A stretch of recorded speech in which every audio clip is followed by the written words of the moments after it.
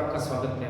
कुछ बच्चों की डिमांड थी ना, तो उस डिमांड के अकॉर्डिंग मैं जल्दी ही 9th कक्षा के लिए वीडियो लेके आया हूँ। और कमेंट बॉक्स में मैंने कमेंट देखा था कुछ बच्चों का कि सर 9th क्लास का जो चैप्टर 6 है इसको वीडियो डालो। तो आज उन बच्चों की डिमांड को पूरा करने के लिए चैप्टर नंबर 6 के जो बेसिक कॉन्सेप्ट है वो पूरे लेकर आया हूँ। मैं पूरे बारीकी से अच्छे मेथड से 100% दूंगा ताकि आप उसके प्रति समझ बना सके, अच्छे से समझ करके उसको पूरा 100% कॉन्फिडेंस के साथ सॉल्व कर सके। तो मैं आज 9th कक्षा का जो चैप्टर है आपका 6 है ना, उनके जो बेसिक कॉन्सेप्ट है सारे कॉन्सेप्ट क्लियर कराऊंगा। उसके बाद कॉन्सेप्ट क्लियर होने के बाद अपन आगे जो चैप्टर आने वाला है 6.1 और 6.2 जो बोर्ड का नया सिलेबस के उसके अकॉर्डिंग जो कट हो गए ना सवाल उसको नहीं लेंगे, जो एट प्रेजेंट है सिलेबस में उन क्वेश्चन को करते हुए चलेंगे आगे ताकि आपका रिजल्ट भी अच्छा रहे और मैं प्रयास भी सफल हूँ। तो देखिए बच्चों, इस चैप्टर के अंदर जो भी चीज है उसको हर एक चीज से बारीकी समझेंगे। जैसे कि बिंदु, इसमें अपन पढ़ेंगे बिंदु और क्या होता है, रेखा क्या होती है ना, बिंदु। जैसे आपके सामने मैंने ये लिखा, ये बिंदु है, ये लिखा, ये बिंदु है। बिंदु जिसकी लंबाई नहीं होती, बिंदु जिसकी चौड़ाई नहीं होती, मान लो इस प्रकार से एक पॉइंट का रूप होता है वो बिंदु होगा। फिर दूसरा अपन लेते हैं रेखा, इसको बोलते हैं पॉइंट, इसको बोलते हैं लाइन। रेखा क्या होती है, जिसको अपन दोनों दिशा में असमित बढ़ा सकते हैं वो रेखा कहलाती है। जिसमें यहाँ ए नेम दिया, इसको नेम दिया बी। अब मैं इस रेखा को बी की दिशा में बढ़ा सकता हूँ, इसको ए की दिशा में बढ़ा सकता हूँ, वो रेखा होती है। रेखा का जो माप होता है असीमित होता है, इसको दोनों दिशा में बढ़ा सकते हैं। ओके, फिर आते हैं नंबर 3 रेखाखंड। रेखा को अपन ऐसे प्रेजेंट करते हैं, ए बी लिखा ना, उसके ऊपर दोनों तरफ में ना एरो का साइन होना चाहिए। रेखाखंड,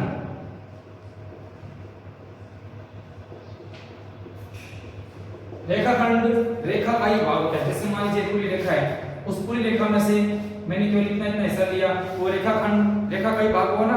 तो रेखाखंड वैसे तो रेखा का ही भाग होता है, लेकिन रेखाखंड क्या होते हैं, दो बिंदु को मिलाने से जो प्राप्त होता है वो रेखाखंड होता है। और इसका माप निश्चित होते हैं, निश्चित माप होते हैं। जैसे मान मैंने बोला 3.5, तो आप 3.5 ही बना पाओगे। मैंने बोला 7.2, अब 7.2 ही बना पाओगे। इसका माप निश्चित होते हैं, इसको बोलते हैं रेखाखंड। और रेखाखंड की विशेषता ये है, इसको दोनों दिशाओं में नहीं बढ़ा सकते। ये दो सिरे हैं, अंतिम बिंदु है इन दोनों के, ये स्टार्टिंग है तो ये अंतिम है। अगर ये स्टार्टिंग है तो ये अंतिम हो जाएगा। अपन ना तो इसको इस दिशा में बढ़ा सकते हैं, ना इसको इस दिशा में बढ़ा सकते हैं। इस प्रकार आपको समझ में आया। रेखाखंड रेखा का भाग होता है, इसको दोनों दिशा में बढ़ा भी नहीं सकते, उसका निश्चित माप होता है। फिर अपन आगे चलते हैं और रेखा को अपन इस प्रकार से प्रदर्शित करते हैं। जैसे यहाँ पर एक भी लिखा है ना, तो यहाँ पर ऐसे करके यहाँ ऐसा आएगा, ये होता है रेखा। फिर समांतर रेखा है,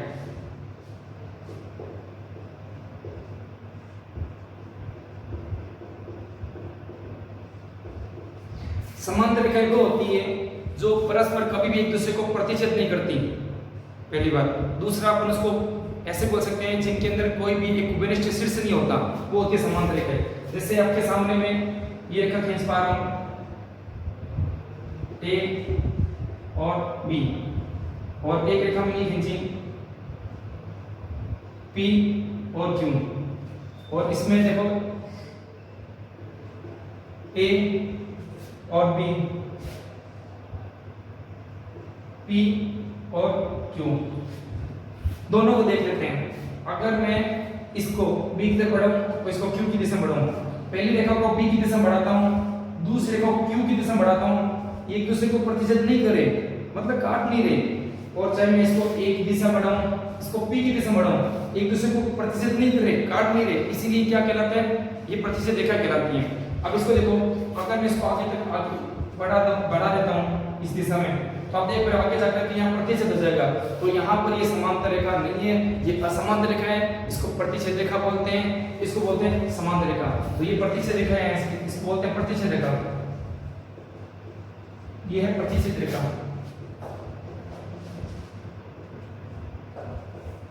वो इसको बोलते हैं समांतर, जो कभी भी एक दूसरे को प्रतिच्छेद नहीं करती है, जिसमें कोई भी उपनिष्ठ बिंदु नहीं होता। आप देखो इसमें एक उपनिष्ठ बिंदु है, ये और ये दोनों के दोनों यहाँ पर प्रतिच्छेद कर रहे हैं, इसको नाम दिया O।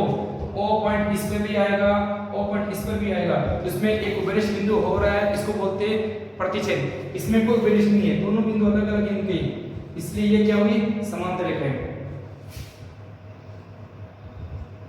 यहाँ पर दोनों हो गए मेंशन, समांतर भी और प्रतिच्छेद भी। यहाँ 5 4 था ना, इसको बोल सकते हैं 5वां पॉइंट प्रतिच्छेद। यहाँ हो गया 6, पॉइंट नंबर 6 कोण। कोण कोण क्या होता है बेटा, जैसे एक बिंदु है, इस बिंदु से एक किरण यहाँ बने और दूसरी किरण यहाँ बने। इन दो किरणों, ये वाली किरण और ये वाली किरण, इन दो किरणों के जो बीच का ये जो एरिया है, जो भाग दिखाई दे रहा है, ये कोण कहलाता है। ठीक है ना। अब कोण पे, जब कोण का स्टार्ट किया तो कोण पर भी चर्चा करेंगे, कोण कैसे कैसे होते हैं, कैसे पहचान होती है, उनका क्या नाम होता है, बराबर होते हैं, अलग अलग होता है, सब पूरे पर इस पर डिस्कस करेंगे। ठीक है। अब देखते हैं, जब यहाँ पर कोण में किरण है तो किरण पे भी चर्चा कर लेते हैं। पॉइंट 6 होगी ना, पॉइंट नंबर 7 किरण। किरण एक बिंदु से प्रारंभ होती है। मान लो जैसे बिंदु है, अब मैं इधर से स्टार्ट करूँ ना तो इसी दिशा में बढ़ती जाएगी। मैंने बिंदु यहाँ लिया और इधर है, ये इस दिशा में बढ़ती जाएगी। तो कहने का मतलब आप किरण किसी एक दिशा बढ़ती है जहां से स्टार्ट होती है। जैसे यहाँ से स्टार्ट होता हूँ मैं इस दिशा में बढ़ा सकता हूँ किरण को, इधर नहीं बढ़ा सकता। ये किरण है तो मैं इसको इस दिशा में बढ़ा सकता हूँ, इधर नहीं बढ़ा सकता। ये किरण है इसको इस दिशा में बढ़ा सकता हूँ, इधर नहीं बढ़ा सकता। ये वाली किरण इधर बढ़ा सकते हैं, ऊपर नहीं बढ़ा सकते। तो यहाँ पर इसका नाम हो गया ए बी किरण है। तो ए बी नाम लिखेंगे। किरण का जो साइन होता है, चिन्ह जो होता है, निशान जो होता है वो ये होता है, ऐसे करके। ठीक है बच्चों, ये रेखा का साइन है, रेखाखंड का है, ये किरण का है और ये कोण। कोण के लिए जैसे इसका नाम हो गया ए बी सी। कोण का साइन ऐसे होता है, ये साइन कोण का होता है ए बी सी। तो यहाँ तक आपको समझ आ गया होगा। बिंदु जिसकी कोई लंबाई चौड़ाई नहीं होती, रेखा जिसको दोनों दिशा में बढ़ाया जा सकता है, इसका माप असीमित होता है, अशांत होता है। ठीक है। रेखाखंड, ये रेखा का ही भाग होता है जिसका माप निश्चित होता है, इसको किसी दिशा में नहीं बढ़ा सकते। समांतर रेखा वो रेखा होती है जो एक दूसरे के सम्मुख होती है, कभी भी एक दूसरे को प्रतिच्छेद नहीं करती। इन दोनों में कोई बिंदु घनिष्ठ नहीं होता। प्रतिच्छेद रेखा वो होती है वो कभी ना कभी आगे जाके एक दूसरे को प्रतिच्छेद करती है, जिसमें एक बिंदु घनिष्ठ होता है। यहाँ पर जैसे देख पा रहे हैं, यहाँ प्रतिच्छेद कर रहे हैं। किरण की चर्चा करते थी, जहाँ से स्टार्टिंग पॉइंट है वहां से आगे बढ़ सकता है, एक दिशा बढ़ा सकते हैं, दोनों दिशा नहीं बढ़ा सकते हैं। कोण, दो किरणों के बीच का जो भाग होता है वो कोण कहलाता है।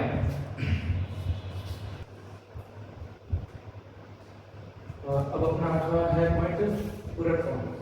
पूरक कोण मतलब जब दो कोणों को जोड़ेंगे, दो कोणों का योग करने पर 90 प्राप्त होता है, वो होता है पूरक कोण। दो कोणों का योग 90 डिग्री प्राप्त हो, पूरक कोण कहलाता है।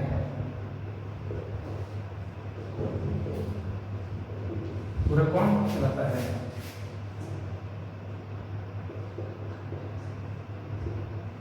जैसे एक 60 डिग्री कर ले लो, दूसरा 30 डिग्री कर ले लो, इनको जोड़ो, जोड़ने पर जो आया है बताया है ना कि पूरक कोण है।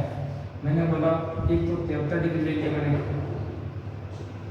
ठीक है, और एक 40 डिग्री ले लिया मैंने। हम इनको जोड़ते हैं तो इनको जोड़ने पर बेटा कितना आ सकते हैं, यहाँ हो गया 0 3 जोड़ा 3 7 में 10 11 111 डिग्री आया। इनको जोड़ने पर, इन दोनों को जोड़ने पर तो 90 आता है, इनको जोड़ने पर 113 डिग्री आ रहा है। इसका मतलब ये 90 के बराबर नहीं है, ये पूरक कोण नहीं है। पूरक कोण जिनको जोड़ने पर 90 आएगा वही पूरक कोण होगा। अब चलते हैं संपूरक कोण। जब दो कोणों, जैसे दो कोणों का योग 90 होता है ना, तो यहाँ 180 होता है। जब दो कोणों का योग 180 डिग्री हो, 180 डिग्री प्राप्त हो,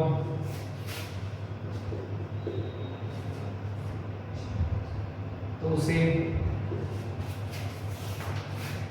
संपूरक कोण कहते हैं। तो उसे संपूरक कोण कहते हैं। जैसे ये लिखता हूं, जैसे 100 डिग्री का कोण और दूसरा 80 डिग्री का कोण, इनको जोड़ोगे तो 180 आता है, फिर संपूरक है, ठीक है। और एक ये लेता हूं 110 डिग्री का कोण और एक ये लेता हूं 90 डिग्री का कोण, इनको जोड़ते हैं तो कितना, तो 200 आता है। तो जो कि 180 का नहीं है, ये संपूरक नहीं है।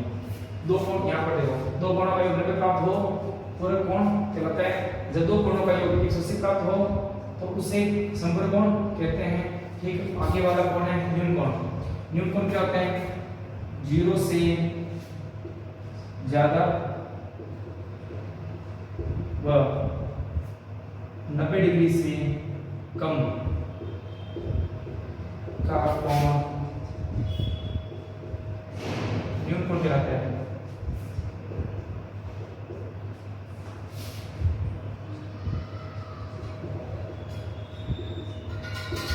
जैसे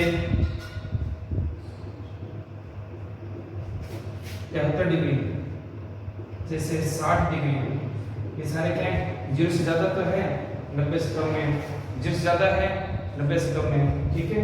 ठीक इसी तरह समकोण और न्यून कोण के लिए चित्र बनेगा इस टाइप से। ये न्यून कोण के लिए होगा समकोण 90 डिग्री वाला, जिसका पूरा परिणाम 90 डिग्री हो, 90 डिग्री का कोण, 90 डिग्री कोण समकोण होता है।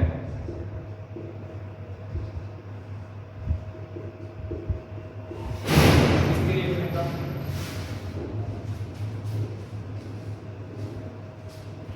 समकोण अधिक डिग्री, अधिक कोण। अधिक कोण क्या होता है, जो 90 से ज्यादा होगा और 180 से कम होगा। लिखेंगे 90 डिग्री से ज्यादा व 180 डिग्री से कम वाला कोण क्या होगा, अधिक कोण होगा। अधिक कोण के लिए बनेगा, यहाँ पर था ना, देखो ये वाला, यहाँ तक देखो, ये न्यून कोण, ये समकोण, अधिक कोण, बाहर की थोड़ा बाहर की ओर जाएगा, ठीक है बेटा, बाहर की ओर जाएगा, तो ये हो गया आपका अधिक कोण। न्यून कोण, समकोण, अधिक कोण। अब आता है सरल कोण या ऋजु कोण। जो सरल रेखा होती है, जो देखो आप देख पा रहे हो, अभी आप देखा यहाँ पे, ये न्यून कोण, ये समकोण, ये अधिक कोण। अब ये जो स्ट्रेट हो जाएगी, बिल्कुल सीधी हो जाएगी, वो हो जाएगा सरल कोण। ए बी सी, यहाँ पे लिख दो A B C, A B C, A B C. तो इस प्रकार से जो सीधी रेखा होती है, सरल रेखा वाला कोण हमेशा सदैव 180 डिग्री का हो सकता है। अपन इसको भी बोल सकते हैं दो समकोण, मतलब 180 डिग्री। फिर आता है प्रतिवर्ती कोण। इस सरल कोण का नाम ऋजु कोण भी होता है, ठीक है। अब आता है नेक्स्ट प्रतिवर्ती कोण। प्रतिवर्ती कोण क्या होता है, अब वही देखो, यहाँ से ये न्यून कोण, ये समकोण, ये अधिक कोण और ये हो गया सरल कोण। अब सरल से नीचे किया जाएगा, वो हो जाएगा प्रतिवर्ती। यहाँ पर लिखेंगे बेटा 180 डिग्री से ज्यादा व 360 डिग्री से कम वाला कोण क्या कहलाता है, प्रतिवर्ती कहलाता है। इंग्लिश में बोलते हैं रिफ्लेक्स एंगल। जैसे कि यहाँ लिखा है जी, और अब नीचे की तरफ लिखा है, तो यहाँ से यहाँ तक ये ए, ये बी, ये सी, ठीक है। अब नेक्स्ट अंतिम है इसका कोण में, आगे और भी कोण है और इस पर भी आगे डिस्कस करेंगे। अब आपका आने वाला है क्या बोलते हैं, शीर्ष मुख कोण। अब अपना आगे आने वाला है, अब इसके आगे आने वाला है शीर्ष मुख कोण, एकांतर कोण, बाह्यकांतर, अंतःकांतर, संगत कोण, रैखिक युग्म कोण, आसन कोण, भोगकीय। चलो देखते हैं। संपूर्ण कोण जो पूरा पूरा, जैसे कहते हैं ना सरल कोण, समकोण पूरा 90 का होता है, सरल कोण पूरा पूरा 180 का होता है, 180 डिग्री वाला। मैंने लिखा नहीं ना, लिख देता हूँ। 180 डिग्री वाला कोण जिसके लिए चित्र बनते हैं, जैसे पूरा पूरा 90 वाला समकोण में जाता है, पूरा पूरा 180 वाला सरल कोण में जाता है, वैसे ही पूरा का पूरा 360 वाला संपूर्ण कोण में जाता है। तो यहाँ पर 360 डिग्री वाला कोण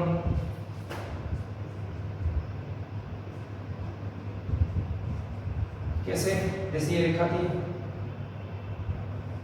अब देखो यहाँ से न्यून कोण, समकोण, अधिकोण, प्रतिवर्ती कोण वापस यहाँ पे एंड हो गई 360 पे। तो यहाँ से स्टार्ट हुआ तो यहाँ के वापस उसी पे मिल गया ना, एंड से स्टार्ट। तो ये होता था समकोण कोण।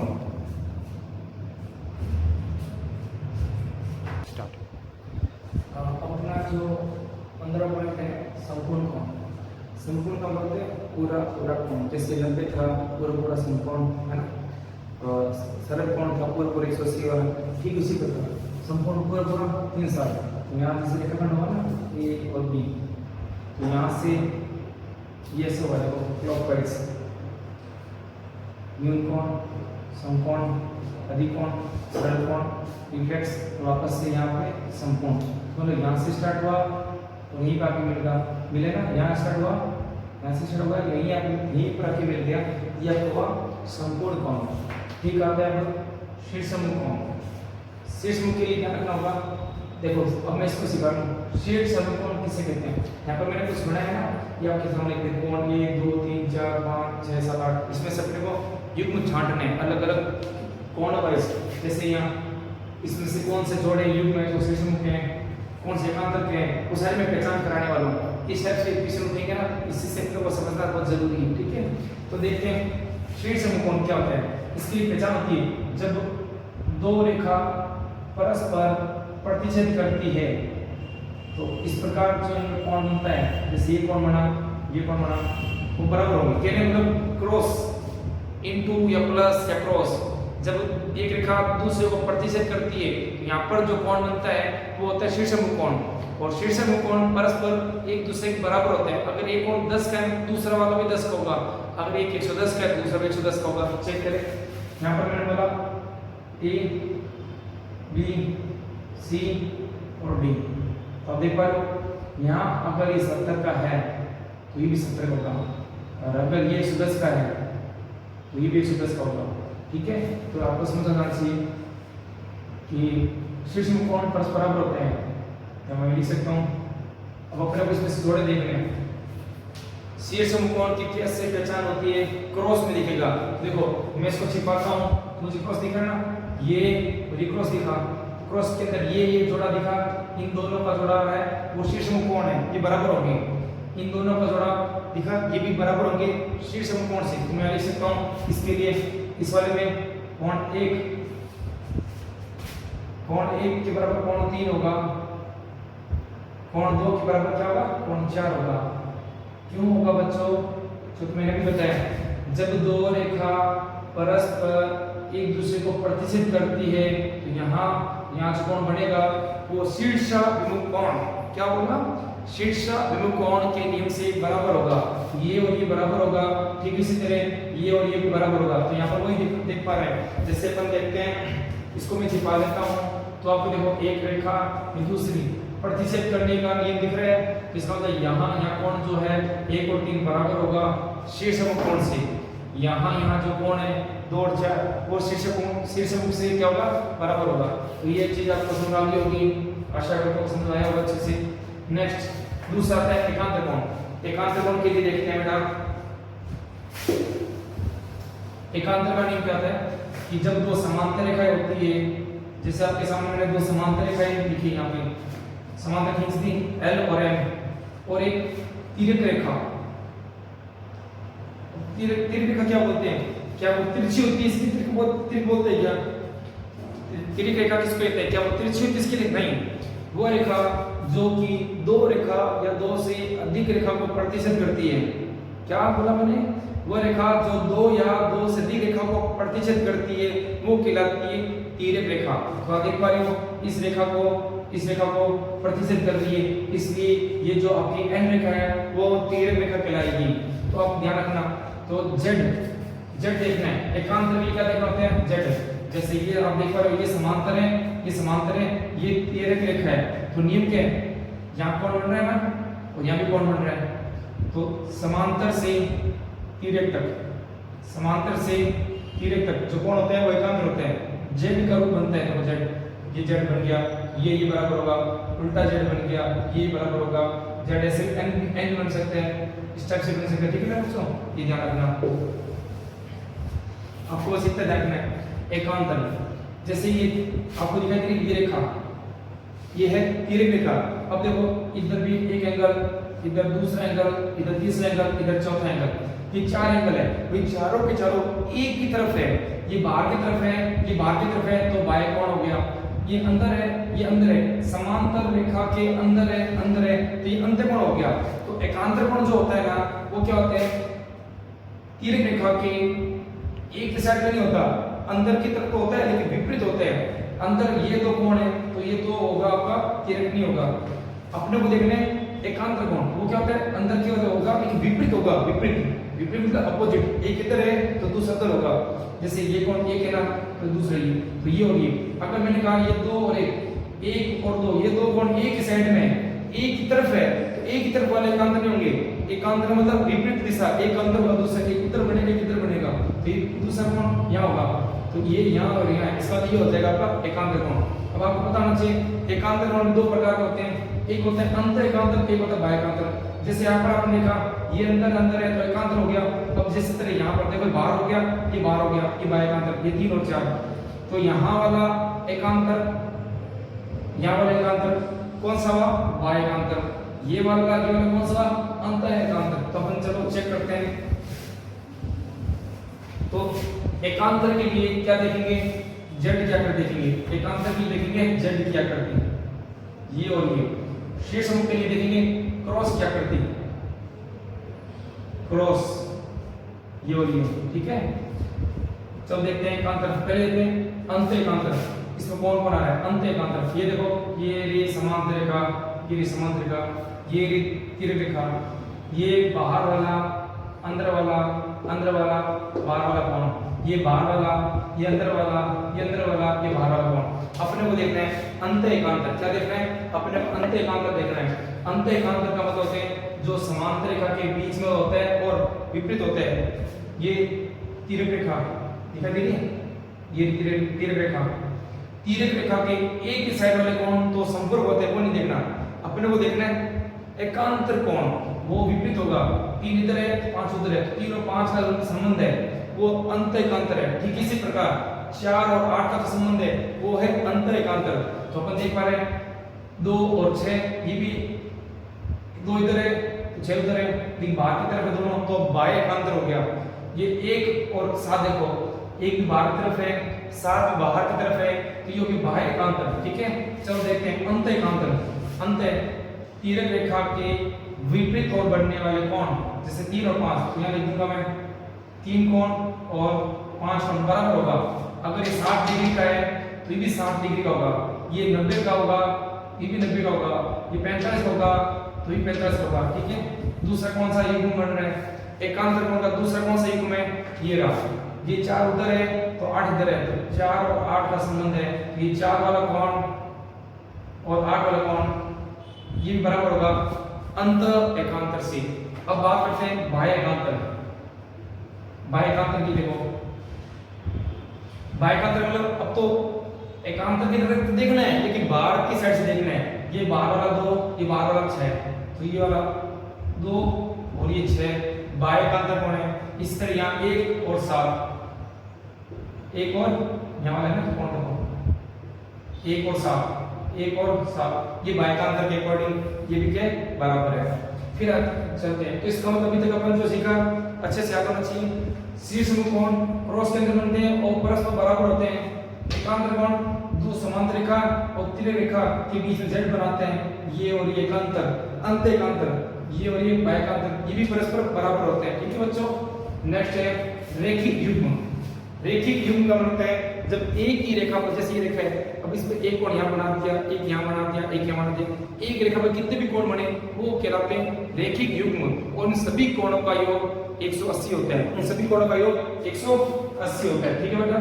तो देखिए रेखिक युग्म के लिए मैंने आपके लिए यहाँ बनाया एक रेखा, जैसे मैंने यहाँ पॉइंट लिया है, यहाँ से किरण खींचते हैं, किरण, तो आप देख पा रहे हो यहाँ ए, यहाँ बी, यहाँ सी, ए बी डी, तो दो कोण बन गए। एक इधर वाला कोण जिसको नाम दिया एक कोण, इसको नाम दिया दो कोण।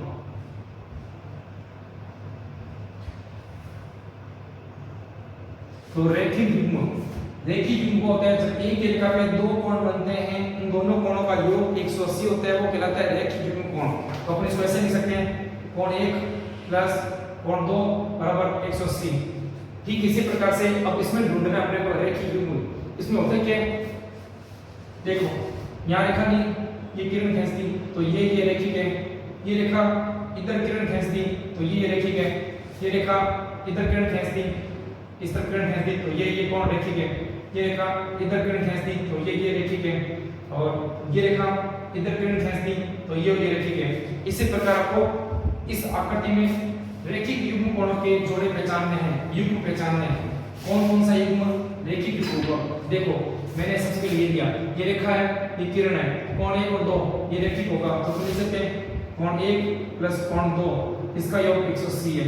और कौन सा होगा, आपने ऐसे कर लिया, इसको छिपाया तो यहाँ पे किरण खींच रहे हैं तो ये 2 और 3 ये भी रेखिक हो गया। कोण 2 प्लस कोण 3 बराबर 180 रेखिक हो गया। इसी प्रकार से मैंने इसको छिपाया, ठीक है, इसको छिपा रहा था तो ये रेखा है, इधर किरण है, ये और ये कोण 1 प्लस कोण 4 180। ठीक इसी प्रकार से मैंने ऊपर वाले को छिपा दिया, किरण नीचे आ रही है, इधर इधर कोण है, ये हो गया आपका कोण 3 प्लस कोण 4 बराबर 180। ठीक जैसे ऊपर 4 बन रहे हैं ना, 1 2 3 4, ऊपर 4 युग्म बन रहे हैं, 4 जोड़े बन रहे हैं रेखिक में। ठीक इसी प्रकार नीचे बनेंगे, ये आप खुद करके देखना और मुझे कमेंट करना, ठीक है, ये आपके लिए छोड़ रहा हूँ, ये इसके नीचे वालों के लिए। नेक्स्ट संगत कोण। संगत का मतलब कहते हैं ना, संगति, पेरेंट्स कहते हैं ना अपने को बच्चों अच्छी संगति रखा करो, है ना। तो अच्छी संगति के लिए क्यों बोलते हैं, अगर अपने जो क्लासमेट है अच्छे होंगे तो अपन अच्छी बातें सीखेंगे, है ना। बुरे होंगे तो अपनी भी बुरी आदत कुछ ना कुछ उसके अंदर होगी, कुछ उसकी बुरी आदत अपने अंदर होगी, तो संगति का बहुत फर्क पड़ता है। तो संगत का मतलब क्या होता है, वैसा का वैसा, जो आपको यहाँ पर वैसा का वैसा कोण दिखाई दे रहा है, डिटो एक जैसे वो होते हैं, जो एक जैसे दिखाई दे वो होते हैं संगत कोण। संगत कोण के लिए मैं शॉर्टकट बता देता हूँ, इसमें क्या होगा, जैसे मान लो एक कोण ऐसा बना, दूसरा भी चाहे आगे या पीछे ऊपर नीचे कैसे बने, जैसे मान लो यहाँ बन गया तो देखो ये दोनों एक जैसे हैं, या फिर इसके आगे बन गया दोनों एक जैसे, जो एफ बन रहा है, या फिर इसके ऊपर बन गया ऐसे तो भी एफ बन गया। तो किसी प्रकार से आगे पीछे पर कैसे हो, सेम हो, तो क्या होगा संगत। संगत कोण के लिए एफ वाले आकृति को नोटिस करते हैं हम, ये और ये। ठीक इसी प्रकार यहाँ देखो मैं देख पा रहा हूँ कोण एक ऐसे बन रहा है, देखो कोण एक ऐसे बन रहा है, और ऐसा कैसा कोण 5 भी यहाँ पे देखो, इसको जोड़ा तो एफ बन पा रहा है ना 5 पे। तो अपन लिख सकते हैं संगत कोणों के लिए लिख सकते हैं यहाँ पे, यहाँ लिख देता हूँ इसके लिए एफ। संगत कोणों के लिए कौन सा, 1 और 5, कोण 1 और 5 का युग्म संगत कोण है। ठीक इसी प्रकार से कोण 4 देखो, कोण 4 नीचे की ओर आ रहा है, ये देखो कोण 4 नीचे आ रहा है, कोण 6 भी नीचे आ रहा है, कोण 6 भी नीचे की ओर बन रहा है, तो इनको ज्वाइन करो एफ बन रहा है। तो कोण 4 और कोण 6 ये भी संगत कोणों का जोड़ा है, संगत कोणों का युग्म है। ठीक इसी प्रकार इधर देखो कोण 2 भी इधर बन रहा है ऊपर की तरफ जैसे, और कोण 8 भी इसकी जैसे बन रहा है। तो देखो ज्वाइन करो, एफ क्या करती बन पा रही है, एफ मतलब रोटेशन होता है, घूम रहा है ऐसे कभी ऐसे कभी ऐसे ना, एफ का रूप आ रहा है। तो यहाँ पर कोण 1 कोण 8 हो गया, एक और बन रहा होगा, या जितने भी संभव है वो आप ट्राई करना और मुझे कमेंट में बताना आप कर पाए कि नहीं कर पाए। ओके नेक्स्ट आसन कोण। आसन कोण की पहचान के लिए दो चीज देखनी होती है, एक कोई शीर्ष कॉमन होना चाहिए, कॉमन मतलब उभयनिष्ठ होना चाहिए, दूसरा एक भुजा भी उभयनिष्ठ होनी चाहिए। ये दो बातें आपको नोटिस करनी है। अगर एक शीर्ष मतलब एक कोण या एक बिंदु उभयनिष्ठ हो, दूसरा एक भुजा उभयनिष्ठ हो और तीसरा जो भुजा उभयनिष्ठ नहीं है वो अलग अलग साइड में, एक उधर और एक इधर, वो कहलाते हैं आसन कोण। जैसे कि आप यहाँ देख पाते हो आसन कोण के लिए, जैसे मैंने यहाँ एक कोण बनाया, यहाँ बनाया था आसन कोण के लिए ना, जगह कम पड़ रही है।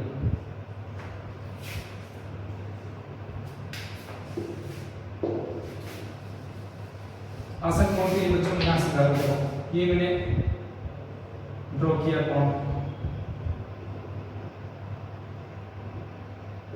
ए बी सी डी, ये वाला कोण इसका नाम ए बी सी है, ए बी सी इसका नाम ए बी डी है। आसन कोण की पहचान की दो बातें विशेष ध्यान रखना, एक बिंदु उभयनिष्ठ होना चाहिए शीर्ष जिसको बोलते हैं शीर्ष, दूसरा एक भुजा उभयनिष्ठ होनी चाहिए। तो मैं देख पा रहा हूं जब मैं ये कोण लेता हूं ए बी सी और जब ये कोण लेता हूं ए बी डी,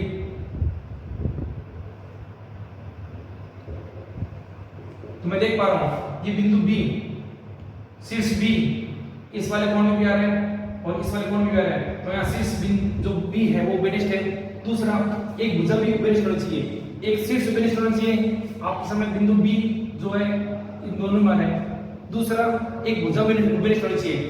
इस कोण को देखो फिर से ए बी सी और ए बी डी, कौन सी भुजा उभयनिष्ठ आती है, ए बी भुजा उभयनिष्ठ आती है। तो बिंदु शीर्ष यहाँ देख पाए शीर्ष बी उभयनिष्ठ है,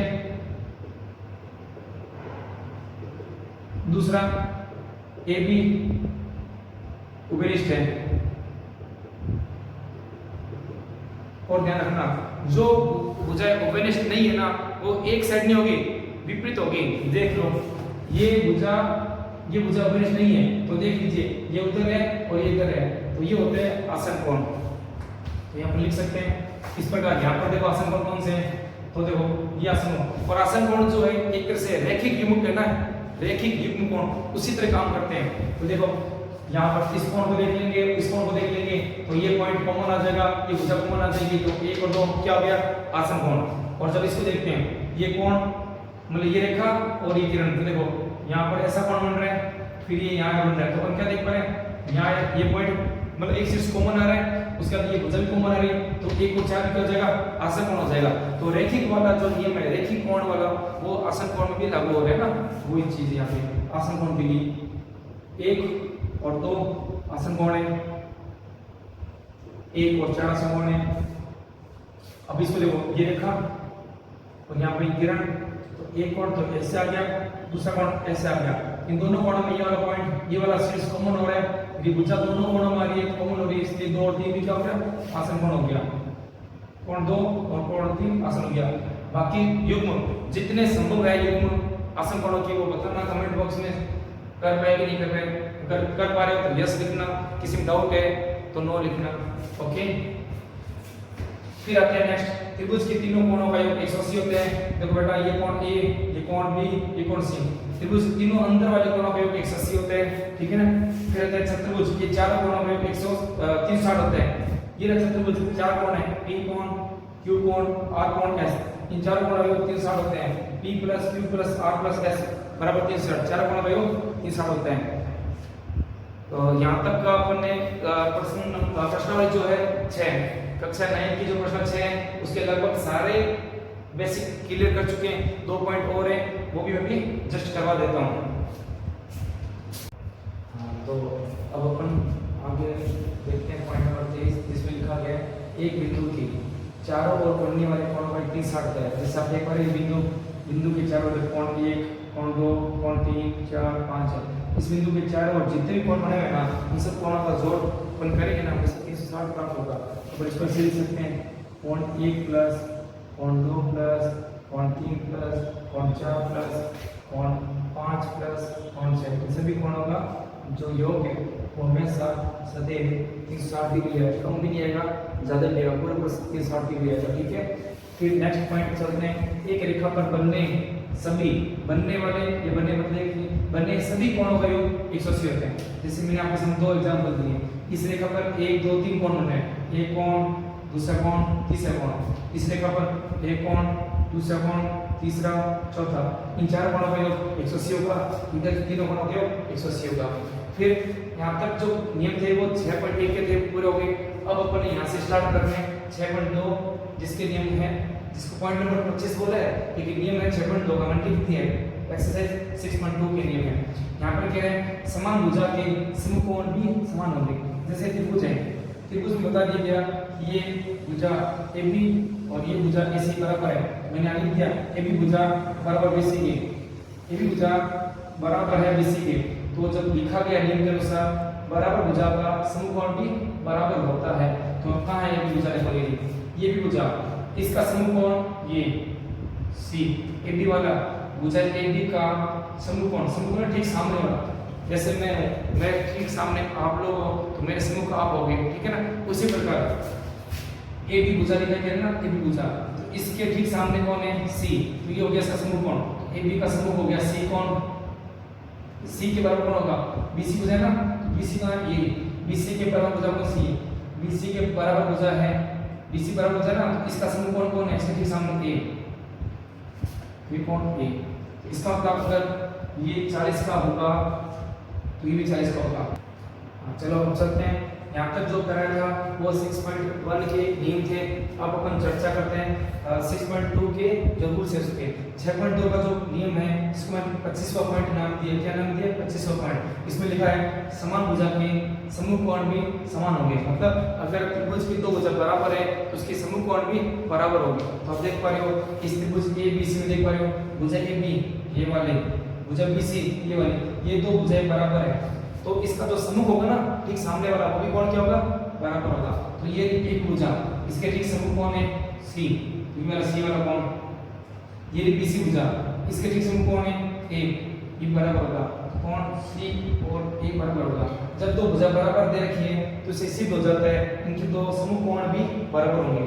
अब इसका विपरीत, इसका विलोम, दूसरा नियम 6.2 का दूसरा, और ऐसे पॉइंट वाइज देखिए 26 पॉइंट, ठीक है ना, 26वां पॉइंट, बराबर कोणों की समभुजा बराबर होती है। मतलब इसी नियम का ये अपोजिट हो रहा है, जब भुजा बराबर होगी तो उसका समकोण बराबर होगा। इसमें क्या है, जब कोण बराबर होंगे तो उसकी समभुजा बराबर होगी। तो यहाँ पर कोण दे दिए बराबर, देखो कोण B और C बराबर दे दिया, तो B की समभुजा कौन सी है, AC, B के ठीक सामने AC भुजा है, तो AC भुजा बराबर है C कोण के ठीक समभुजा कौन सी है, B।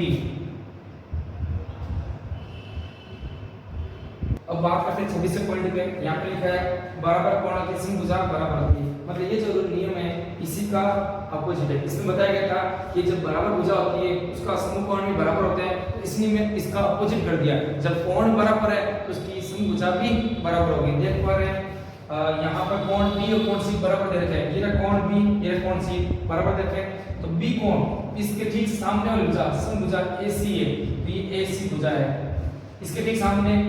अब देखो कोण C के लिए, अब कोण C इसके सामने भुजा AB है, तो ये भी भुजा, ये क्या होगा, बराबर होगा। तो B का समूह, B कोण की समभुजा AC और C कोण की समभुजा AB, ये दो भुजा बराबर है। यहाँ तक मैंने कक्षा 9 का जो चैप्टर है 6 है, इसमें 6.1 भी है, 6.2 भी है, 2 पार्ट है ना, इस पूरे पार्ट के जो बेसिक कॉन्सेप्ट है, बेसिक रूल है, सारे मैंने करवा दिए हैं। मुझे उम्मीद है कि आपको अच्छे समझ में आया होगा, और मैंने जो नियम कराया गया, जो मेरा तरीका है पढ़ाने का, और अगर आपको अच्छा लगा, अगर आपको समझ में आया तो उसको लाइक करना, कमेंट करना, आगे ज़्यादा से ज़्यादा शेयर भी करना और सब्सक्राइब भी जरूर करना। Thank you.